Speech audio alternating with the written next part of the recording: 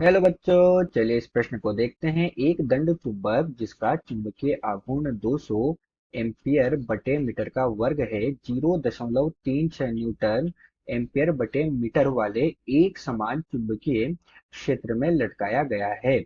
इस क्षेत्र से 30 डिग्री के कोण से विक्षेपित करने के लिए आवश्यक बल युग्म के आघूर्ण की गणना करिए। तो चलिए बच्चों, सर्वप्रथम हम इस प्रश्न की मुख्य अवधारणा पर चर्चा करते हैं। और उसके लिए बच्चों हम क्या लिखने जा रहे हैं यहाँ पर, इस प्रश्न की मुख्य अवधारणा क्या लिख रहे हैं बच्चों, मुख्य अवधारणा। तो इसमें बच्चों हमें क्या कहा गया कि हमारे पास क्या है, एक दंड चुंबक है। एक दंड चुंबक को हम एक समान चुंबकीय क्षेत्र में रख रहे हैं। तो बच्चों दंड चुंबक कैसी होती है, ये हमारे पास एक दंड चुंबक हमने बना ली।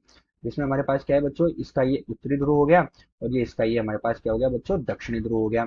और इस दंड चुंबक को बच्चों हम क्या कर रहे हैं, एक समान चुंबकीय क्षेत्र में रख रहे हैं। तो ये बच्चों हमारे पास क्या है, एक समान चुंबकीय क्षेत्र है। और तो माना बच्चों, जब इसको हमने एक समान चुंबकीय क्षेत्र में रखा, तो ये दंड चुंबक जो है ये चुंबकीय क्षेत्र के साथ कितना कोण बना रही है बच्चों, थीटा कोण बना रही है। तो ये तो दंड चुंबक हो गई, ये चुंबकीय क्षेत्र हो गया। अब दंड चुंबक को चुंबकीय क्षेत्र में रखने पर दंड चुंबक जो होती है वो एक बल आघूर्ण का अनुभव करती है। किसका अनुभव करती है, एक बल आघूर्ण का अनुभव करती है। और उस बल आघूर्ण को हम किससे दिखाते हैं बच्चों, टो से दिखाते हैं। बल आघूर्ण को किससे दिखाते हैं, टो से दिखाते हैं।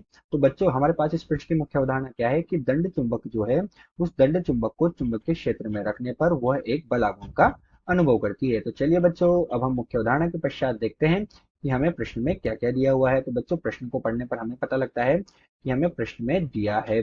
और प्रश्न में हमें क्या दिया है, चुंबकीय आघूर्ण का मान कितना दिया है, 200 एम्पियर और मीटर के वर्ग के बराबर। साथ ही बच्चों हमें प्रश्न में किसका चुंबकीय क्षेत्र का मान दिया है, कितना, 0.36 न्यूटन, 0.36 न्यूटन बटे एम्पियर गुणा मीटर के बराबर दिया है। और साथ ही हमें बच्चों थीटा का मान कितना दिया गया है, 30 डिग्री दिया गया है। तो चलिए बच्चों, अब हम मुख्य उदाहरण के आधार पर प्रश्न को हल करते हैं। तो यहाँ हम क्या लिख रहे हैं बच्चों, प्रश्न का हल लिख रहे हैं। और प्रश्न के हल में हम क्या देखते हैं, हमें बल आघूर्ण निकलवाया। तो बल आघूर्ण तो बराबर कितना होता है, एम गुणा बी गुणा साइन थीटा के बराबर होता है बच्चों। जहाँ एम क्या है, एम हमारे पास बच्चों चुंबकीय आघूर्ण होता है। क्या होता है, चुंबकीय आघूर्ण होता है। तथा बी बच्चों हमारे पास क्या होता है, बी जो है वो हमारे पास चुंबकीय क्षेत्र होता है। और थीटा इन दोनों के बीच का कोण होता है।